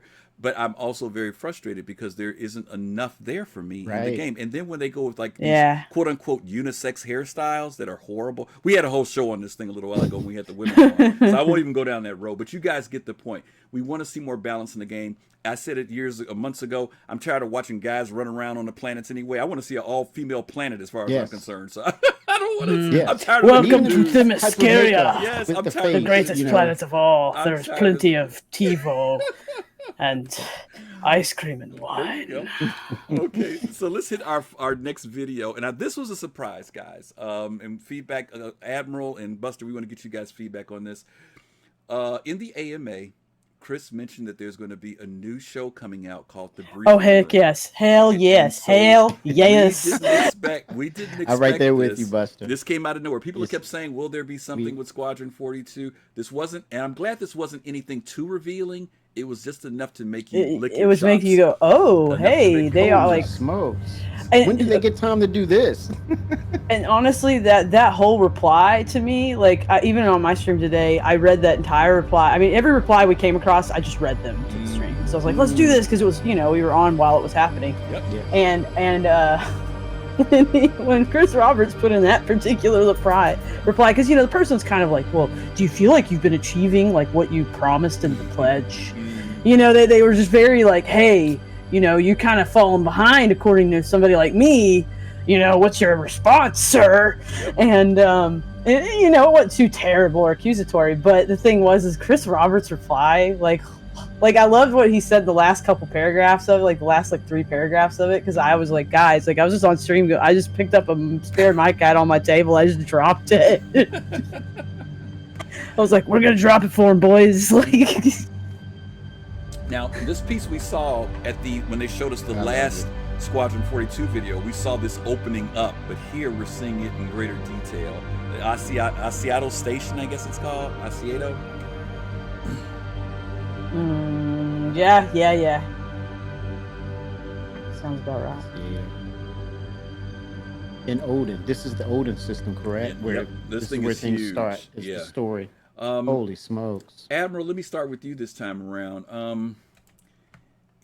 How much of Squadron 42 do you want to see? Are you content not seeing much more? Do you want to see, other than a game trailer, do you feel that they should be showing us more visually, or do you feel that the Squadron 42 updates that come out, every month, where do you land with that? Because people are calling to see more. And I'm not sure if it's because they just want to know that there's progress or they want to see more progress. Where are your thoughts on that, Admiral? I guess if I had a really good trailer again, I've over time really disliked seeing more and more so many trailers for say a movie like Superman or whatever, and then the entire plot. So I know CR is trying to get away from that because he doesn't want to give it any away. But giving updates on maybe even this is the update what we showed you 2 years ago, and this is the revised version and the updated tech that went onto it, and so you can see how it improved. Maybe that's a thing. The monthly reports that they give out on the emails, I look at it and I'm like, words, and I'll just wait for something else, like a roadmap, quote unquote, or the roadmap for the roadmap. So that's kind of where I lie at that. Yeah, and I think in Chris's argument today in the AMA, this question came up about Squadron 42, and there was something that he said, and I think Fastcart has mentioned this before, that there are updates that come out for Squadron 42 every month. There's an update, a monthly update, and the issue is that most of us don't read it. Now, I get it, because there's a lot of tech talk in there, and there's a lot of information. It's such an information dump for people who don't get it, who are like, okay, sounds like stuff is happening. That's pretty much what it is. Right. But at the same time, Admiral, to your point, something visual, even if it's just a short synopsis, would probably satisfy the community, because I think What the community just wants to see is there progress. You know what I mean? 30 seconds. Right, and that's it, right? Like you don't want any reveals. I know most of us don't want reveals. A lot of us, I've talked to a lot of people who said, I don't even want to play a beta of it. They want it literally. They want to get it fresh when it comes out. Buster, any thoughts on that in relation to that Squadron 42? I would agree with you. Like, I don't really want to play a beta. Beta should stay in house with them, and maybe select, kind of like Evocati, maybe selected people that are NDA throughout the community. Like, if that was the case, I would totally play it. Because I wouldn't feel like, oh, I should stream it because everybody else is doing it too. but other than that, like, I mean, overall, like, I think he said a good thing, and I think this is where I really like. He spoke to me today, and he said, let me just read it. I'm just going to read the little part of it that spoke. It says, "I don't think the issue is whether we treat our community with respect, as that is the core tenet of the entire company, or lack of communication. It's different people. It's different people want communication in different forms. Some want in-depth, long, talky videos. Some want just the sizzle videos with pretty graphics. Some people want huge technical treaties on server meshing, and others just want to explain it like I'm 5 version. And finally, a lot of people just want to know when a feature of the game will be done." That was the thing that spoke to me the most about it, because I think that, to me, that's like the crux of the issue. That's always been the issue. And he illustrated it, so he said it in a way that I would have never thought. Like, I've said it in that way, just in a million different ways. Because I've always said it's a Kobayashi Maru with Star Citizen and Squadron. It's a Kobayashi Maru, because no matter what you do, in some way you're going to fail, and in some way you're going to succeed, essentially. And I think that's just basically, I think he hit it on the head. Like, I'm the explain it like I'm 5 person, honestly. Because when it comes to all that technical data that they say and they put in these reports, I'm like, like I said, I'm like, oh, cool. Stuff is being done. Yeah, progress. I mean, some of it's easy to pick up, but other parts of it where it's like really technical, I'm like, ugh. But that's just true. That's what it is. And how can they do all of that? Those same, like, they can't do all of that. They have to pick one or two and do them really well. And I think it's up to content creators. I think this is where people like us come in.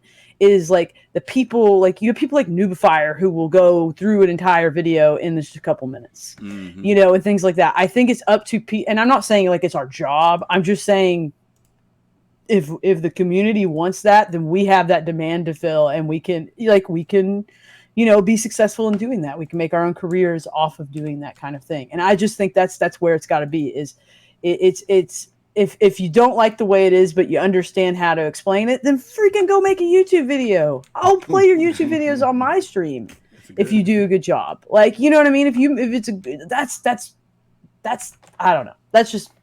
Good point. And speaking of, and I'm glad you said that. I put it in earlier. I just put into chat Noobifier's video. He did a very good short AMA. If you guys don't want to read through, because there's a lot of pages on this AMA piece, but he put out a really good video today, 5 minutes and 30 seconds, giving a breakdown on what Todd, Pappy, Chris, and Tony broke down. So you guys, I haven't watched that yet. Yeah, it's really good. I saw Captain Richard ran it earlier, and I took a look at it. It's really good. So take a gander at that. Kimmy, I want to put you on the spot here. Give me your prediction. 2021. Thank God we're leaving 2020 pretty soon. Will we hear anything next year in relation to Squadron 42 along the lines of an announcement for beta? Do you think that they'll enter beta next year? In 2021, that's from January to December. So yeah, I'm giving you the full year. I won't even nail it to a quarter unless you feel like you want to, predict a quarter. But I'm just kind of curious. Do you think that because beta was supposed to happen this year, do you think it will finally step into it next year? Well, with that said, Griff, when you talk about 2020 and it, we are glad that we're getting out and seeing the end of. Getting out of 2020 and seeing the end of it and the arrival of 2021. And with that said, with how things have changed for them development-wise, and they're not backing down or saying that's an excuse, but the way things align up and to the matter of how they are always focused on these details. And again, to what to chime off of what Buster and Admiral mentioned about the perspectives from the community on this progress and what they're doing, it says that they express very well the passion from the community. With that said, with SIG understanding this, as far as the community and their passion, and they're all in with this project, whether it's enthusiasm or frustration, they're all in. But on the side of SIG and this announcement date that you pushed on to me, they are fully aware that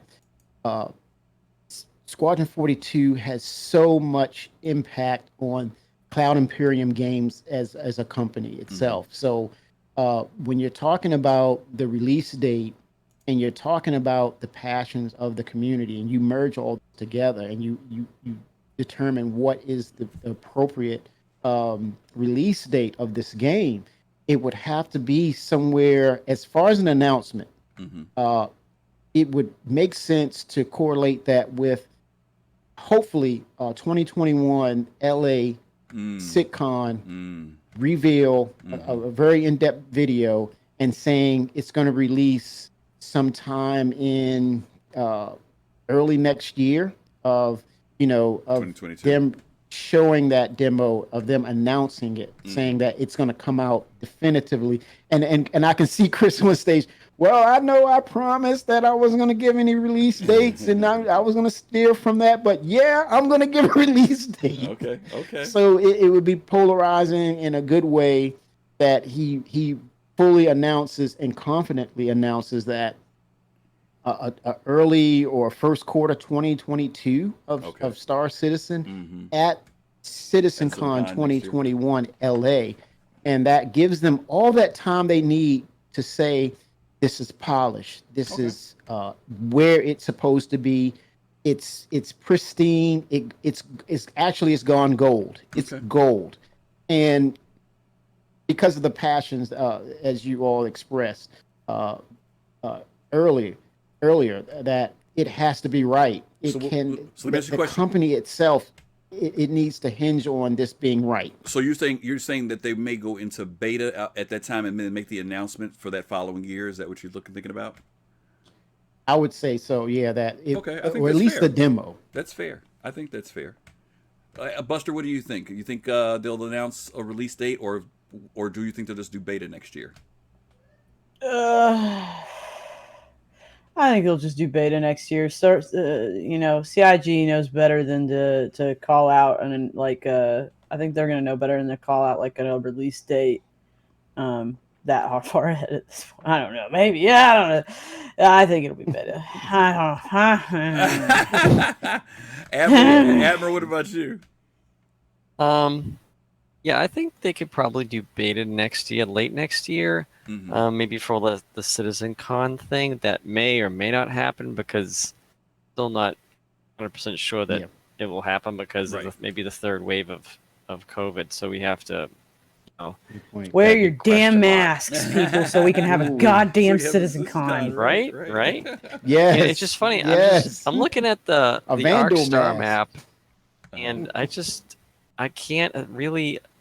I'm looking at the map, and we're getting into Pyro, and Pyro has 7 systems it connects to. It's a huge system to get this thing done, to include Nyx and Terra, and of course Nyx attaches to Odin, and Nyx attaches to Virgil, and Virgil is the one that the Vandal attacked and took over. So I think that's kind of like the way they're going to get us there in the PU. You get a system like the Nyx where they might see some Vandal activity, and then Odin, of course, which kind of when its own separate thing, it attaches to Nyx in a separate manner. But I kind of wonder how they're like Squadron 42 is actually going to be. Like maybe it doesn't even have the Vandal in it until like the end. Because there's 2 more chapters on top of that. Right. The Squadron 42, and then the 2 other games after Squadron 42. So it'll be interesting to see how many systems they need to make a finished game, and then to see how they're gonna put the chapters in there. Those are all Awesome observations. I'm going to come from a business standpoint. Kimmy's right. You've got all this anticipation from the community. Buster, you're right. CIG has learned about calling out dates. So beta for sure, probably next year. Admiral, to your point, the span of the storyline for that game and the chapters kind of encompass these different locations. But this is what I think. 2022, like Kimmy said, is year 10 from the announcement of this game. And I think that there's going to be a slight bit of both community as well as industry pressure to see something finally. For them to go past 10 years on this game, to me, is going to be a lot. That's just a lot to me. I think, I know Chris is into this whole thing. He's not going to be pressured. He's not going to be forced. I just think that he's trying to get to that point that next year that we would see beta. I think Kimmy's point about CitizenCon next year would be the perfect time to make that announcement for beta at least, and if nothing else, to say it's coming out in 2022. I wouldn't get into what quarter or anything like that. We've seen what happened with CD Projekt Red, with Cyberpunk, and they moved back a few months and people kind of went crazy. So I think that, and to Buster's point, don't say first quarter, third quarter. But I think if I wouldn't be surprised if they didn't say coming in 2022. I wouldn't be surprised. But they still got a long way to go. There's still some stuff they have to do. And I want to emphasize this too before we move on to the next point. Fast Cart, I don't know if you're just sitting in the queue or if you want to come up, but if you want to come up, come on up. I do want to emphasize this too. A lot of times we put a lot of emphasis on Star Citizen, right? Because that's what we have in our hands.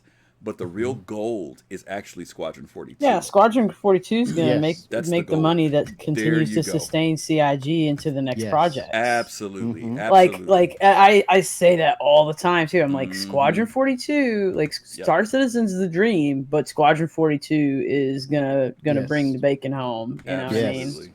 Max, your point here. My prediction is not before 5 years to see Squadron 42 and 5 more years for Star Citizen the game. I would counter that a little bit, Max. I agree with you on the Star Citizen point. Star Citizen point is going to be, to me at least, it's always going to be evolving, right? I mean, there's really never going to be a stopping of Star Citizen. Because let's say if all the mechanics are in and all the tools are there, they're constantly going to be expanding the world, constantly adding new stories. Because the goal is this game to be around, similar to games like how World of Warcraft, Eve, that have just been around literally for over a decade. So Star Citizen is kind of like that thing that's just going to always be brewing. But I honestly think that for Chris to go beyond 10 to 12 years in development on this game would become detrimental. I think it would start turning sour at that point. I think that there's going to have to be this demand at some point to produce the promise. And for folks to sit around for over a decade, as you guys know, games like what was that thing called? Duke Nukem. You don't want to go into that category, right?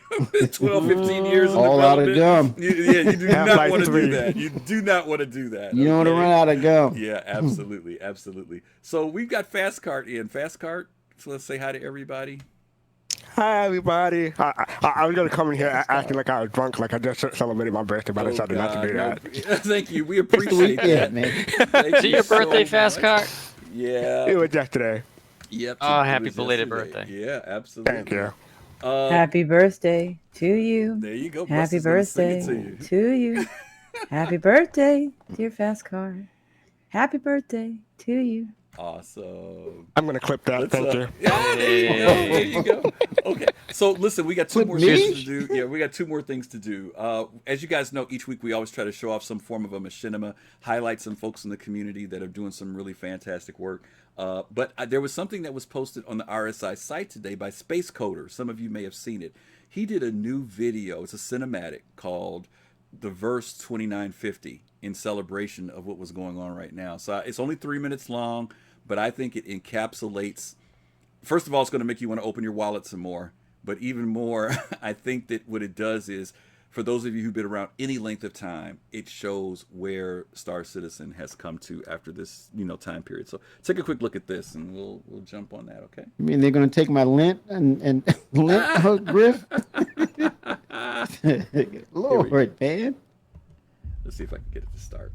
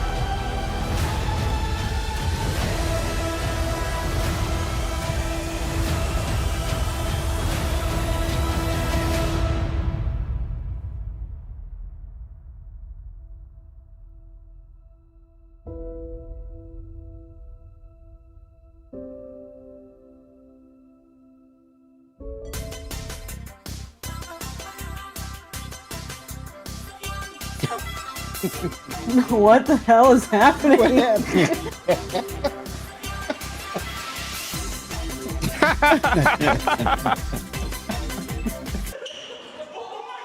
They are all terrible at dancing. Yeah, he hurt himself. No, Money got, Justin got it pretty well. Yo, I love And this. Sandy, they both danced Happy pretty birthday, well. Fast Happy- Car. That's correct. Oh, thank you. Oh, I just see it now.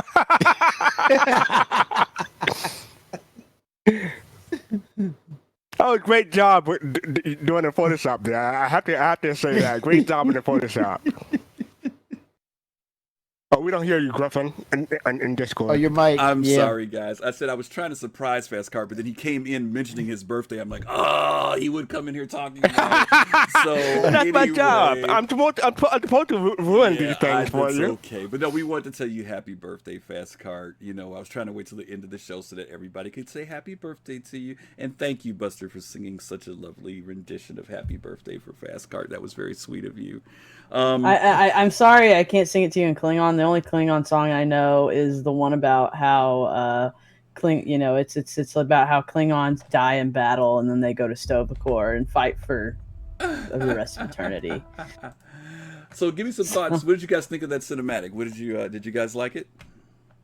Yeah, that was great. That was very, very nice. Mm-hmm. It was beautiful. Yeah. It was well edited too. I thought very well edited. Yep. SpaceCoder, for those of you guys who don't know, he puts out really nice photographs as well, images of the Star Citizen universe. And CIG decided to highlight this particular video this weekend because of the birthday. And for me, it was kind of like seeing the progress of the game. And you're right, he did some great editing. The music was outstanding for it. But just the fact that we have so many talented people in our community, and you can obviously tell who really, really have. I can't imagine how much time it took to get half these shots, for these people who do this type of stuff. You got to invest a lot of time to pull it off and make it look good. So, SpaceCoder, we want to tell you congratulations. If you guys want to see it, it's on the RSI website under community. This is the video that they're highlighting for this month. I'll put the link in Twitch for you. Oh, thank you, sir. I truly appreciate that. He's always the co-producer, always in the background working. Yeah, so listen, that is it for this week, believe it or not. So fast. Yeah, time zoomed by. Yeah, we Well, I mean, the week's not over. It's This just is we don't know true. what else is coming up, baby. Yeah, we've got You more don't stuff know what coming else up. coming up, baby. That is very, very true, guys. Don't forget tomorrow. The weekend is not over. Its birthday is actually tomorrow for Star Citizen. This is the pre-birthday today, so effectively the 10th, which would have been, in fact, we said this at the beginning of the show, we would have all been in LA tonight. This would have been our night where we would have all been at a bar. I've been pointing that out today too. I'm like, I even posted on Star Citizen subreddit, and I was just like, hey, Really? cheers to all y'all. And it sucks that we all can't be together, and Yeah. like hugging our workmates, buying each other beers, and watching Chris Roberts yell at Glenn. Yeah. But Red one. Hey, that's my favorite color of red, and I'll tell you that, baby. It would have been. Now, guys, red number one. Tomorrow's the official birthday. Anybody got any predictions? Is anything going to happen tomorrow? Admiral Kusanagi dropped that Odin thing. If they did that tomorrow, it would be scary. But do you guys think that they'll do anything special sale wise, or do you think all we've got so far is going to be it? Buster, I would go to the bank. Yeah, I mean, the economics of this is that this is a weekend that they usually bring in a ton of money. Now they have brought in some money since they started this sale this week. They've brought in some money, but they usually really. I was looking on the crowdfunding spreadsheet, and they made almost $240,000 from the sale of the 100. That's right. That's right. Because it was 200. That's in one day. Yep. That's in one day. Absolutely. Wow. So it's not such a strange idea that maybe, they will, turn it around. I wouldn't be surprised. I don't know. I think they're going to... go ahead. I inadvertently cut off Buster, so I just want to say sorry, and your turn. Oh, I talk all the time. I'm sorry. Don't ever apologize to me for cutting me off. I probably deserved it. but I think they'll have a sale. They'll have some kind of sale. But then again, we have the sale in November, the big one. So I don't think it'll be as extensive as probably the November sale. But we're gonna have a sale of some kind. There's gonna be things that there already are. There are already weird things in the store right now. But I think I don't know. There's I don't know. There's something on the way, guys. I just feel it in my bones, and I know it in my heart. You know what I mean? Even if it's as small as just a little 5-minute video telling everybody how much they love you. It's just I don't know. I think something's coming. It could be. Just don't put big expectations in your heart, because that way, if you're expecting the world tomorrow and you just get a little slice of just a little acre there, you're going to be disappointed. Now, if you just go in expecting a little acre and you get a whole world of excitement, then your mind's going to be blown. You know what I mean? Just let's and they even addressed that today on their website, saying, hey guys, or on there's the Week in Star Citizen, they literally called out saying, we've heard a lot of you speculating there's going to be some big thing, and there's not going to be a big giant thing. And they've said that all year about this day. They've said that all year, and I they could be duping us for all we know. But at the same time, let's not. I heard they're actually going to have I heard new heels are coming out tomorrow, and thigh-high boots and wishful thinking. The knees. I just wanted to say, Buster, she wants those Klingon blades. Don't you put those thoughts in my head of wonderful things, because I will.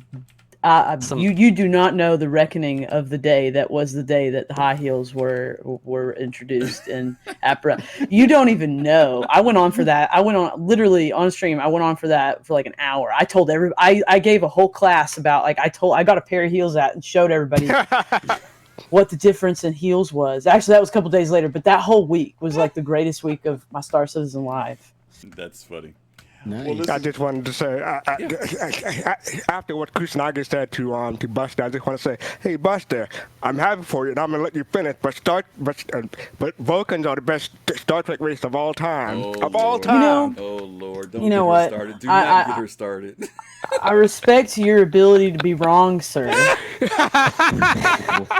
No. But if you know what I was taught. You know, it's funny. To each their own. You know, whatever you like, you like. For me, Vulcans don't make like. I don't think you can make. I'm kidding. I'm just I trying know. to. But I'm gonna say it. I just don't think Vulcans could truly make decisions because decisions come from emotion. Like you can't make decisions without emotion. People think it's all about logic. It's really not. Decisions, you have to have emotions to make decisions, and I very much believe that. But Don't on get that her subject, started. when the hell are we gonna get some kind of crewman on a starship that's half Vulcan and half Klingon? You know that would be an interesting person. That would be. That would be that would probably be one of the most interesting Star Trek characters of all time. It would be interesting for sure. We haven't seen that yet. I might have Okay. to play one day in a campaign or something when like Baj ever dies, which I don't know, I couldn't kill her. She was almost half Vulcan. I almost went there with her. Oh God. Okay. On that set note, him off. on I set that him note, off. on that note, we Yep. want to tell you I'll guys to stop. follow us on social media. You can find us on Twitter, Instagram, and YouTube. And we want to thank our guest tonight who dropped in on us, Admiral Kusanagi, Thank as you. always, and of course Buster the Destroyer. Yes, thank And we you. want to wish Fast Card again. Happy birthday, Fast Happy Card. birthday, man. Another year, Thank brother. you. Another year. I want to thank my co-host Kimmy tonight with, as always, sharing great information. We want to tell you guys this Sunday we're doing a special show. This show this Sunday is we call our 8th year show. Not for us. It's the 8th year for CIG. And Feel like it's been 8 years. yeah, I know it does. All of the folks that are on our team are going to be on the show. So at least I think they are. 10th Sigma, Seer, Fast Card, Gigi, Kimmy, myself. Colossal. Colossal, I don't know if you're coming on tonight or not. I haven't heard from you yet. And Unique. We're going to be on the show this week, and what we're going to be doing is talking about what was good and bad each year over the 8-year period. So we're going to kind of be doing like a quick reflection of the 8 years with CIG, both what was good, what was controversial. So if you guys want to come hang out with us, it'll be this weekend as a final part of our 8-year celebration for CIG, Star Citizen, and Squadron 42. So The good old waiter. there you go. There you go. All right, so we're going to set up a raid. Again, as always, guys, we want to thank you guys for hanging out with us. We are going to raid Carbon Tails. It looks like, yes, Carbon Tails, GIP. You guys give a shout, say hello, tell them that Soul Citizen sent you. Please take care of yourself, stay healthy. As Buster said, wear your masks. Wash your hands, mask, all that please. good Yeah, stuff. we need. Yeah, and then just the biggest reason is because you want to have a citizen con next year, There guys. you Not because go. you want to like be nice to other humans. Because clearly telling people that doesn't work. So Citizen Oh, hey, Con care might- about other people. Oh no, it doesn't work. Okay, well let's tell them about things they can't have unless they do it. Ooh, that's right. Citizen Con is good inspiration. Not you Yes. guys though. So Star Citizen community and like that. Great Y'all reason. love people. All right, guys. Peace, love, and soul. Have a great weekend, and we'll see you guys hopefully on Sunday. Take care. Don't forget to say hi over to Carbon Tails. See you guys later. Have a good night.